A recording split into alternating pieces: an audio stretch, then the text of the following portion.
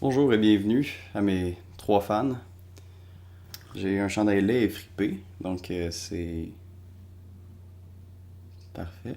Aujourd'hui, on va parler de mon film préféré qui est sorti en 2018, qui est le nouveau Suspiria. Le réalisateur Luca Guacamole a construit un monde organique qui, selon moi, est fascinant parce qu'il mélange des éléments de fantasy et d'horreur et de conflits politiques réels. Puis on dirait jamais que c'est 3 films différents qui a essayé de juste jammer en un seul film. Luca avait l'énorme pression de faire le remake d'un film d'horreur culte des années 70, qui est le vieux Suspiria. Quand le remake a été annoncé, il y a plusieurs fans qui ont eu des montées de lait.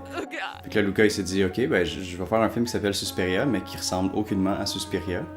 Fait que fermez vos gueules. Le Suspiria des années 70 raconte l'histoire de Suzy qui rejoint une école de danse. Les danseuses disparaissent mystérieusement peu à peu, donc elle suit sa petite enquête, puis on finit par découvrir que l'école est gérée par des sorcières. Ouh. Fait que le Suzy a tué la chef des sorcières, puis l'école explose, fin. Le vieux Suspiria se démarque par la réalisation grandiose de Dario Argento. Il y a plein de couleurs néon, puis de super beaux décors et des mouvements de caméra créatifs qui rendent le film très très singulier. Il donne un peu l'impression de vivre un cauchemar psychédélique qui est très loin du réel.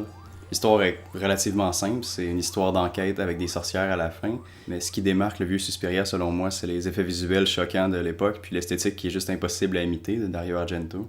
Donc Luca il a pris le vieux Suspiria puis il s'est dit ok, ouais, c'est bon.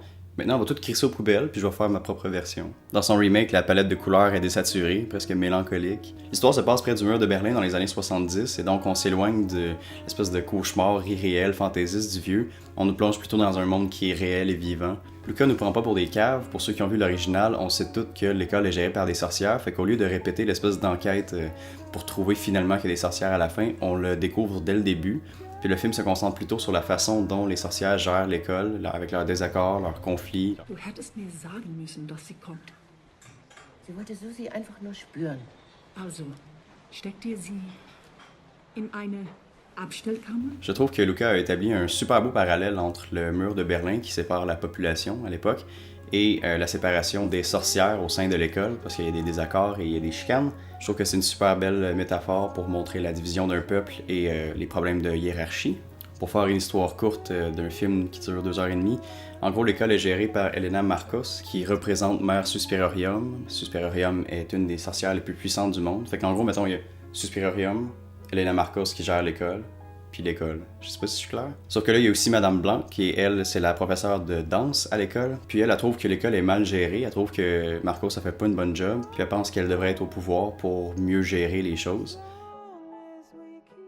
Ce que je trouve intéressant avec le nouveau Suspiria comparé au vieux, c'est que Luca présente les sorcières comme étant pas juste des sorcières diaboliques clichés, c'est plus des personnes qui ont l'air réelles, qui sont complexes, qui ont des faiblesses et qui ont des émotions à travers ça. Ils ont beau être diaboliques et tuer des gens, ils ressentent des émotions, des désaccords.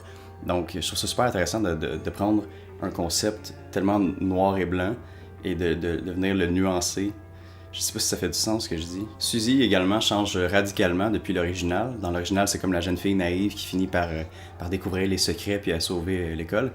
Dans le nouveau, elle commence en étant la jeune fille naïve, puis peu à peu, on voit qu'elle veut juste gravir les échelons de la hiérarchie de l'école. Elle veut juste être la meilleure danseuse, puis elle finit par comprendre logiquement que l'école est shady un petit peu, puis qu'il y a probablement de la sorcellerie là-bas, mais elle s'en crisse parce que pour elle, c'est sa destinée d'être à Berlin et de devenir la plus grande danseuse. L'histoire du nouveau Suspiria pourrait pas être plus différente de l'original, c'est à peine si on peut appeler ça un remake, mais Luca a quand même fait grandement honneur au vieux puis au film des années 70, notamment avec les zooms de caméra qui nous donnent justement l'impression d'être dans un film des années 70. Il a également tourné sur pellicule et non sur digital, fait que ça donne une espèce de look vieillot. L'acting est également phénoménal. Il y a Dakota Johnson qui sort tout juste de la trilogie de 50 Shades of Grey, dans lequel elle jouait le rôle d'une planche de plywood. Ici, elle a vraiment beaucoup de charisme, elle a une présence. On sent qu'elle a été mieux dirigée par le réalisateur. C'est un grand plaisir de voir son personnage évoluer de la jeune fille un peu plus naïve et faible, puis qui devient comme la chef en contrôle, sûre d'elle, remplie de charisme. C'est vraiment le fun de voir qu'elle est capable de faire autre chose que de faire une face d'épaisse. Parlant de charisme, il y a également le personnage de Madame Blanc, qui est joué par Tilda Swinton, qui est selon moi une des meilleures actrices de notre époque. Elle est vraiment intéressante dans le rôle de Madame Blanc. Elle a vraiment, encore une fois, elle a une présence. Selon moi, c'est le genre de personnages qui sont les plus intéressants. Les personnages qu'on voit à l'écran et qu'on sait qui ont existé avant le film et qui vont continuer d'exister après le film, qui n'ont pas juste l'air d'avoir été créés sur une page de dialogue d'un scénario. Mais le saviez-vous? Tilda Swinton joue en fait 3 rôles dans le film, Et oui, il y a également le rôle d'un vieil homme allemand, c'est un psychologue, je crois, d'une des danseuses. Donc il commence à enquêter sur l'école parce que sa jeune patiente est disparue. Et le vieil homme allemand est joué par Tilda Swinton. Et également son troisième rôle, c'est celui de Helena Marcos, qui est la chef de l'école. Encore une fois, c'est juste une espèce de tas de déchets dégueulasses qu'on reconnaît pas, donc ça aurait pu être joué par n'importe qui. Et c'est Tilda Swinton qui a décidé de le faire, juste encore une fois pour le plaisir. Le Nouveau Suspiria, c'est un film qui est chargé de thématiques politiques et sociales, sur la division d'un peuple, sur l'oppression et la dictature, sur le deuil et la solitude, sur la jalousie et le pouvoir hiérarchique. Mais c'est également un film d'horreur, et les scènes d'horreur fonctionnent un petit peu trop bien. La première réelle scène du film qui s'apparente au genre horreur survient quand Madame Blanc demande à Suzy de danser pour elle. Et puis, avant qu'elle commence, Madame Blanc lui touche les mains et les pieds, puis on comprend qu'elle lui transmet une espèce de pouvoir quelconque. Et pendant ce temps-là, il y a une fille aussi qui venait d'envoyer chier l'école,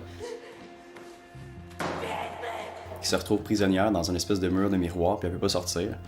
Et donc Suzy commence à danser, et sans s'en rendre compte, chaque mouvement de danse qu'elle fait réduit en bouillie l'autre danseuse. La scène est extrêmement graphique et violente, et même pour un esprit tordu comme le mien, c'était quand même difficile de regarder la scène, honnêtement. À ce jour, la scène n'a pas quitté mon esprit, j'y pense quand même souvent, et ça me donne une crise de panique. Malgré que les scènes d'horreur surviennent moins souvent que l'original, je trouve que Luca a fait une super belle balance entre les conflits sociaux et politiques, la progression du personnage de Suzy, et les scènes d'horreur juste terrifiantes qui vont traumatiser le spectateur à vie. Le Nouveau Suspiria se démarque également par les compétences techniques phénoménales. Les scènes de danse sont juste hypnotisantes, pour vrai, c'est comme un espèce de mélange entre magnifique et terrifiant. Le contraste entre beauté et terreur revient aussi souvent dans le film, j'ai trouvé, notamment à la fin quand il y a un démon qui tue tout le monde de façon extrêmement violente. Il y a comme une petite musique au piano super douce qui vient réconforter l'âme.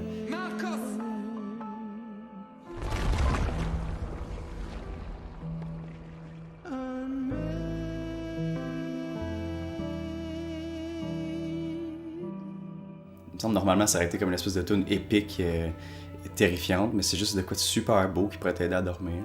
Dans l'original, la soundtrack est tellement différente, c'est comme des tunes toujours en premier plan, des tunes tellement bruyantes, remplies de synthétiseurs, puis c'est fort, c'est dans les oreilles, genre ça réveillerait les morts.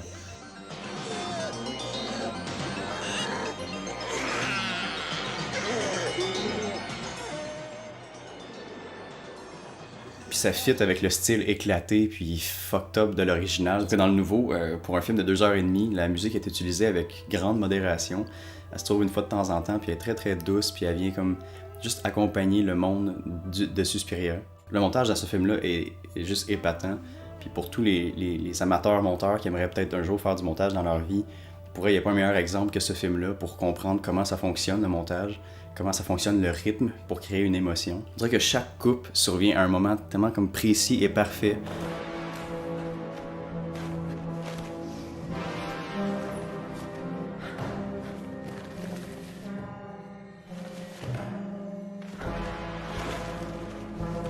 Bref, le Nouveau Suspiria de 2018 est selon moi un film que tout cinéphile devrait voir au moins une fois ou 72 dans leur vie. Je trouve que absolument tout fonctionne parfaitement au niveau du dialogue, du scénario, de l'acting, de la musique, des compétences techniques, du monde qui a été créé.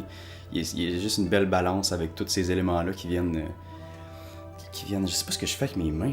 Oubliez le remake d'Aladdin qui va sortir.